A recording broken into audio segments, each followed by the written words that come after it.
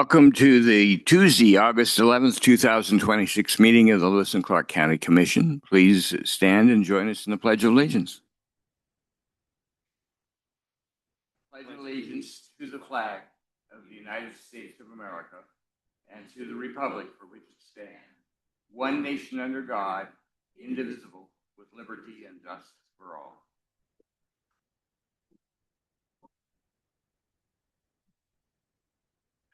I'm going to take a minute and introduce the people on this end of the room. To my far right is Roger Baltz, our Chief Administrative Officer, and then T.J. Murphy and Nico Hash, representing the County Attorney's Office, make sure that we're doing things legally.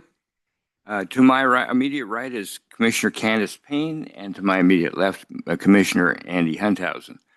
I'm Tom Rolfe, Chair of the Commission this year.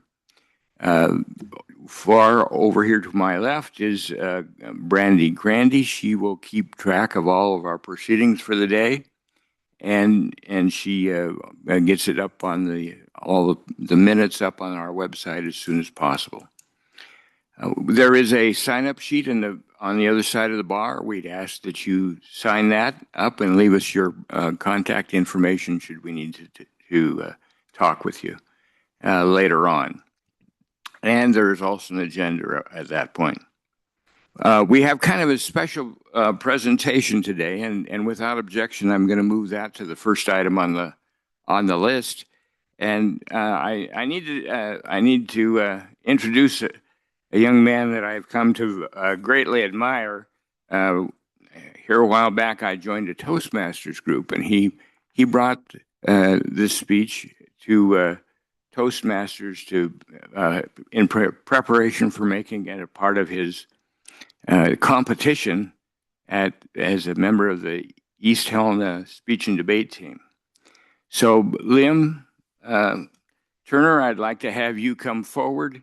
He has a special presentation for us of a speech that reminds us how fortunate we are to be Americans. Come on forward. If you'll push the little circular button, make sure it's green instead of red. Testing. All right. Is it green on green now? All right. We would like to go right ahead. All righty. Audience, commissioners, guys. 250 years ago, we were given a chance to rewrite the stars, to create a new constellation. From the kindling of parchment and the spark of ideas, we created a roaring fire that still burns today. This fire we know as freedom. And we keep this fire burning through the generations and give it a little bit different feel each time as we pass it down through the generations. But what could have possibly started this fire or even kept it going in the first place? Well, that's the document I will read to you today. This is the Declaration of Independence. Signed by 56 ordinary people, which many gave their lives over, the Declaration of Independence is the ultimatum of philosophy, of suffering, and of hope. It is the cornerstone of the house divided and the house united. E pluribus unum. That is the United States seal, and that means from many one. The effort that was put into the Declaration of Independence is only paralleled by the other circumstances in which case many gave their lives so that we might prosper and protect what we have been given. In a series of revising the first draft of the Declaration of Independence by Thomas Jefferson, co-author Benjamin Franklin changed one crucial line that many of us know. We hold these truths to be self-evident. In its original writing, it read, "We hold these truths to be sacred and undeniable." But the point was made. These truths are to be self-evident, are they not? Just as 2 + 2 is 4 and the sun rises in the morning, it's self-evident that we have a right to revolution. in this declaration of rights, of separation, of self-discipline, it's an important document for all of us to read at least once in our lifetime. The sacrifice that the signers made was the ultimate. In an almost guarantee of failure, the signers penned their lives and all they could give on that paper so that we may someday be free. Those men were no different from you and me. They were family men, brothers, husbands, sons. They were citizens, hard workers, and they were Americans. People who are scared, just like many of us are today, with the current state of things and how it feels like nothing can be quite right. But through that, they still took their duty to protect what was so proudly that we hail, freedom. Former Congressman Dean Alfarnes said, "Freedom is a fragile thing and is never more than one generation away from extinction. It is not ours by inheritance. It must be fought for and defended constantly by each generation. For it only comes once to a people. Those who have known freedom and then have lost it have never known it again. The loss of freedom often comes from thinking you do not have any. And freedom is a state of mind." So without further ado, I present to you today the Declaration of Independence. In Congress, July 4th, 1776, the unanimous declaration of the 13 United States of America. When in the course of human events, it becomes necessary that one people should dissolve the political bands which have connected them with another, and to assume among the powers of the earth the separate and equal station to which the laws of nature and of nature's God entitle them. A decent respect to the opinions of mankind requires that they should declare the causes which impel them to the separation. We hold these truths to be self-evident, that all men are created equal, that they are endowed by their Creator with certain unalienable rights, that among these are life, liberty, and the pursuit of happiness. That to secure these rights, governments are instituted among men, deriving their just powers from the consent of the governed.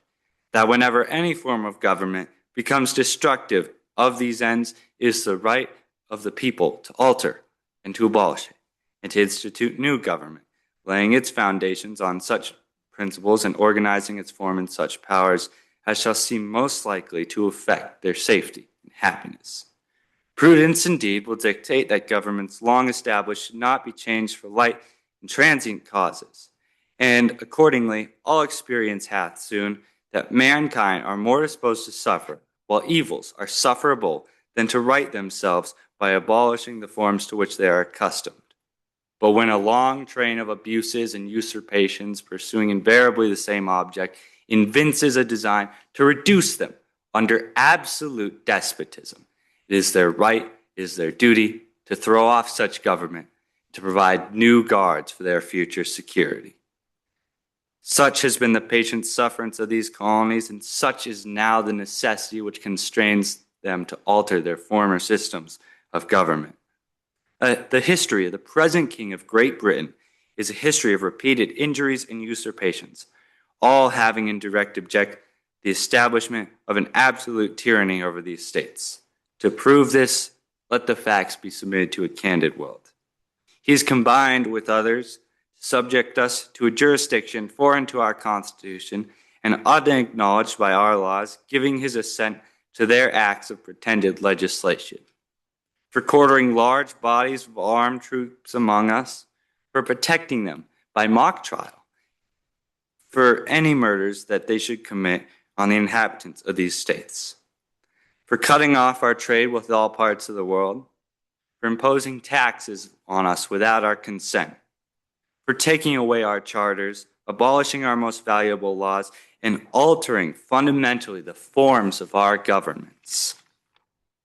He has plundered our seas, he has ravaged our coasts, burnt our towns, and destroyed the lives of our people.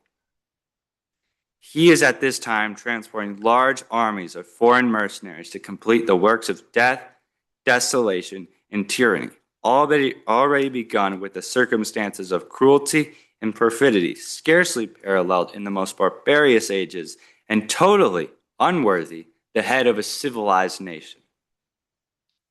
He has constrained our fellow citizens and taken captive on the high seas to bear arms against their country, to become the executioners of friends and of brethren, or to fall themselves by their hands.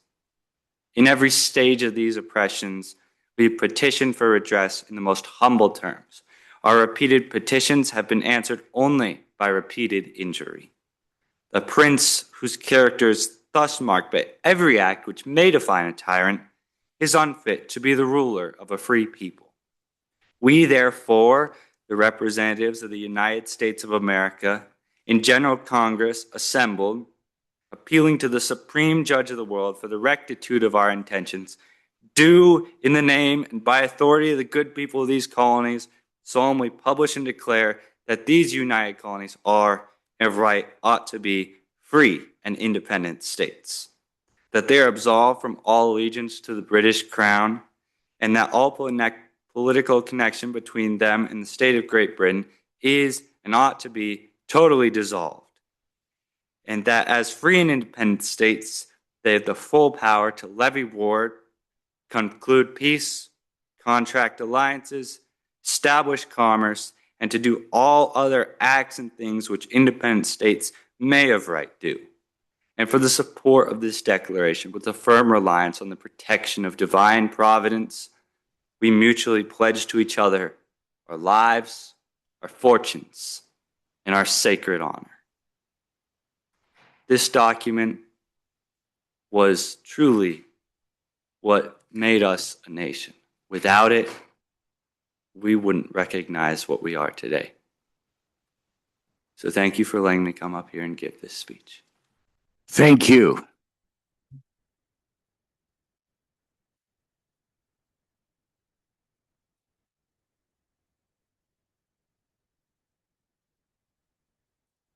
Liam, we'd like to have you come back.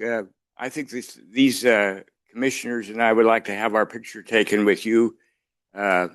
We may not be around for the 300th anniversary. You probably will be, and I feel like our country is in good hands with people like you around. Please come up.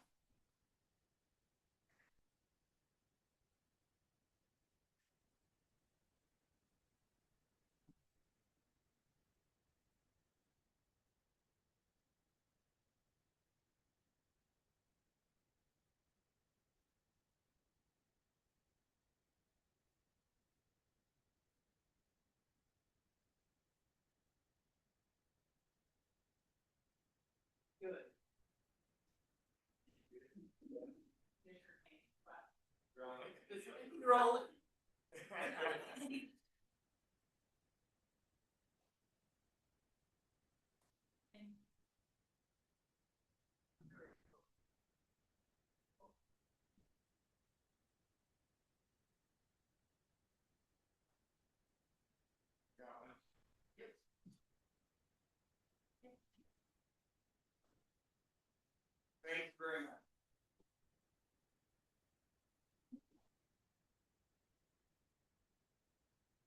Back anytime.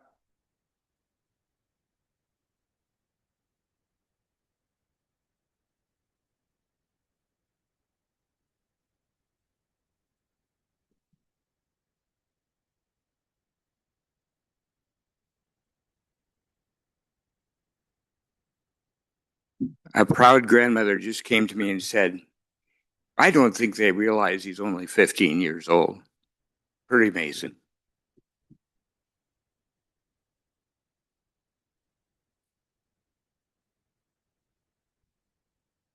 Thank you. Now we'll go on with the humdrum business of government. First item is our consent action items. Mr. Balls.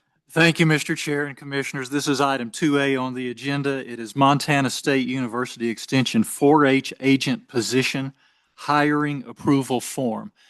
And staff recommends approval of that item. Commissioners, thank you very much. Are there any questions from the commission? Any questions from the commission? Seeing none, any public comment on this item? Any public comment? Do we have a motion? Mr. Chair, I'd move that we approve consent action item 2A as presented. Second. We have a motion and a second. Any discussion on the motion? Since there is none, we'll move to a vote. All those in favor of approving the Montana State University Extension 4-H position hiring approval form, as explained by Mr. Baltz, please say aye. Aye. Opposed, same sign. Motion passes 3-0. Now we're going to move on to action items. Action item 2B, grant application to the Office of Community-Oriented Policing Services.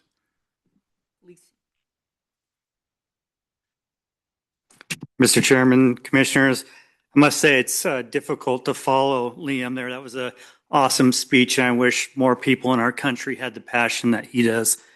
I'll get on with mine. This is for your consideration today as a grant application to the United States Department of Justice Community-Oriented Policing Microgrant Program.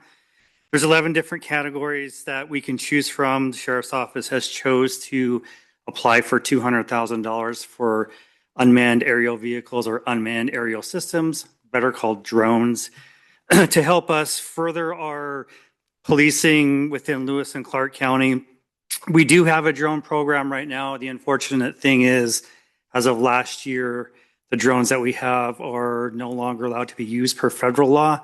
So we have to go out and solicit and purchase what are called blue line or green line drones, which are approved by the federal government.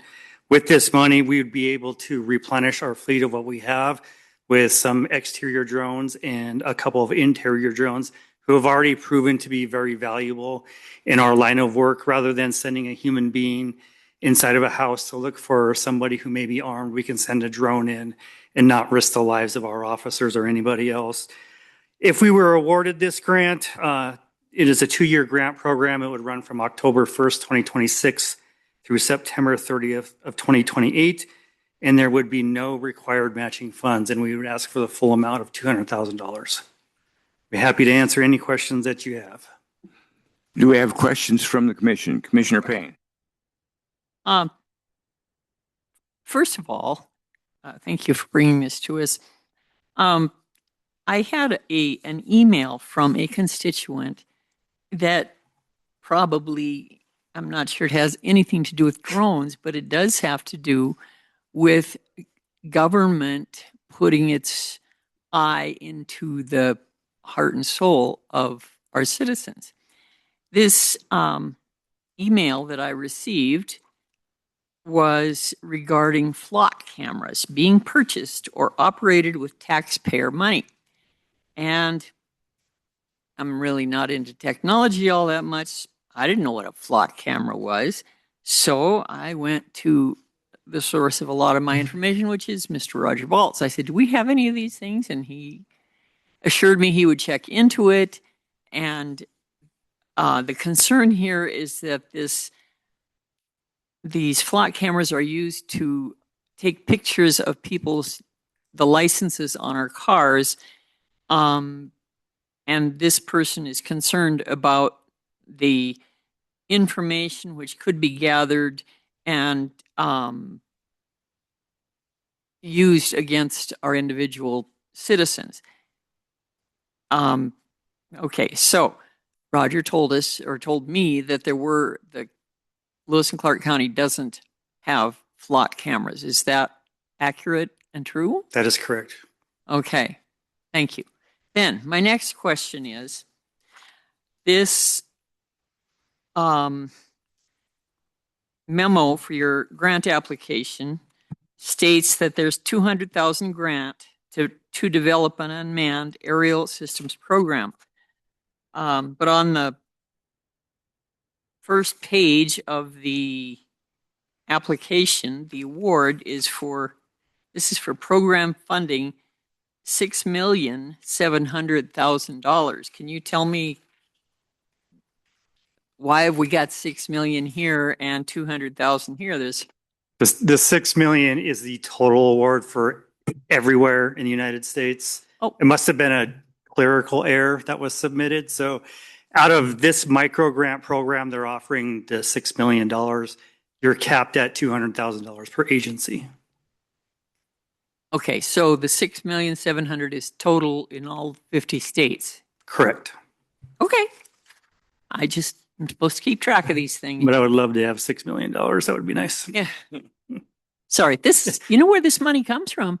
Yes, it comes from us. Taxpayer money. It comes out of the taxpayers' pockets, and it's our job to keep an eye on that. So, with all due respect, 6 million is more than you're going to get. Okay, that's all. All right. Any other questions for? Mr. Chair. Yes. Go ahead. Captain Robinson, thanks for bringing this.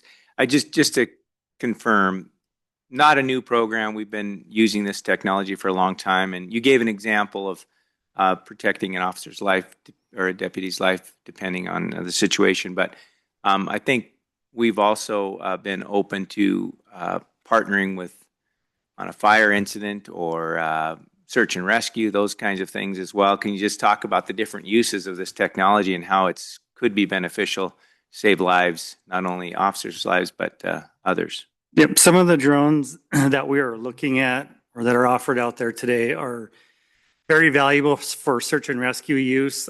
They're larger. They can carry payloads on them, which means that we could put a medical device such as they make, I guess, a 5-pound AED, which is a defibrillator device that could be delivered to a patient that is inaccessible by foot or it takes too long to get to them, as well as you could deliver Narcan or EpiPen or a bunch of other things. I don't think we have used it successfully yet in a search and rescue operation. Number one, we don't have anything that can deliver a payload. I'm not sure if our search and rescue has an operating drone at this point. The sheriff's office does, but to my knowledge, we haven't been requested to do that. We have successfully used it, though, for apprehension at night when we have a vehicle pursuit and a suspect takes off running after the pursuit. We do have one successful apprehension with that. That just happened earlier this spring, which was very nice because instead of a whole bunch of cops flooding a neighborhood, we just put the drone up and we're able to locate that person within probably 20 minutes of it being in the air. So that was a great thing to have.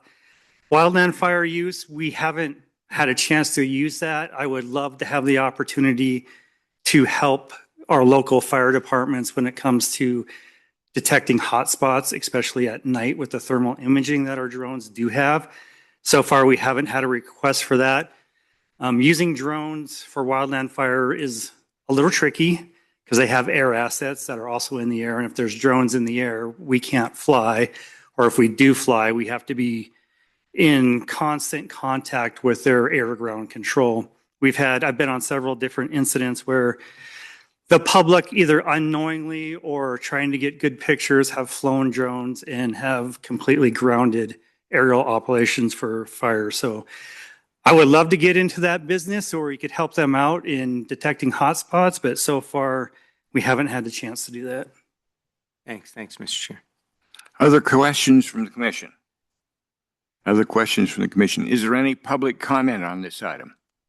Is there any public comment? Seeing no public comment, do we have a motion? Mr. Chair, I move that we approve action item 3B, the grant application to the Office of Community-Oriented Policing Services as presented by Captain Brian Robinson. Second. We have a motion and a second. Any further discussion? Any further discussion? Not, we'll move to a vote.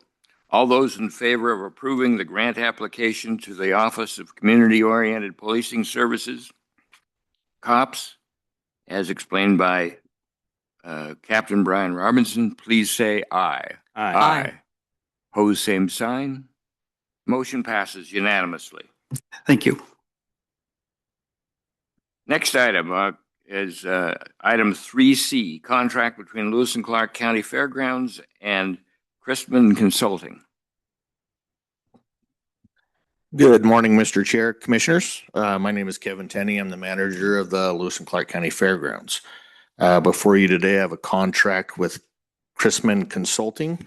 The project will be to repair all the damaged roofs of our horse stalls down at the fairgrounds caused by a large windstorm that we had back in May.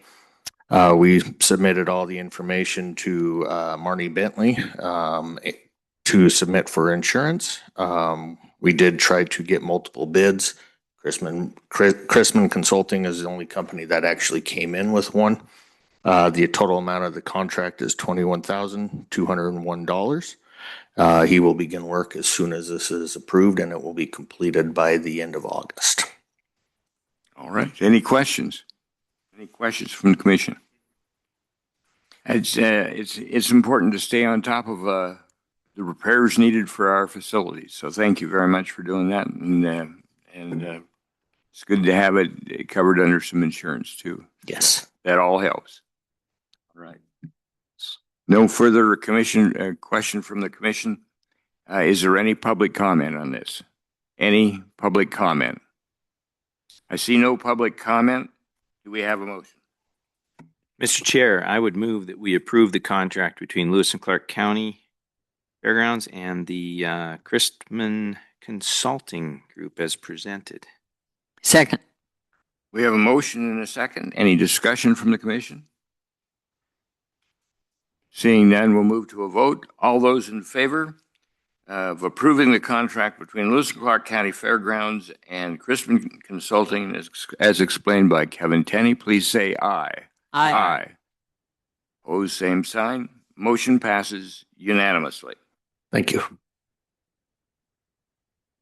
Rather short meeting agenda today, but we always offer an opportunity at the end of our regular meeting that people from the audience, anyone from wants to bring up an item that has to do with things that are under the purview of the county commission, but not on today's agenda, something that maybe you feel we should know about, or a concern that you have about something that's going on in the county, please, we invite people to come up and talk. We make this available after every regular scheduled meeting. Is there any public comment? Is there any public comment? Seeing none, we're adjourned.